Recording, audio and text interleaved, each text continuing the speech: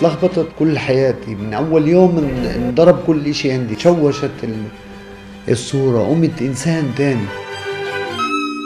هذا المرض معي للقبر، أو أنا باخذه معي أو هو باخذني معه.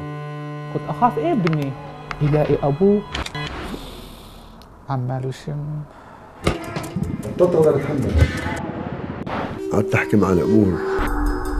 لما أنت بحاجة عندك أولاد الله بيسامح.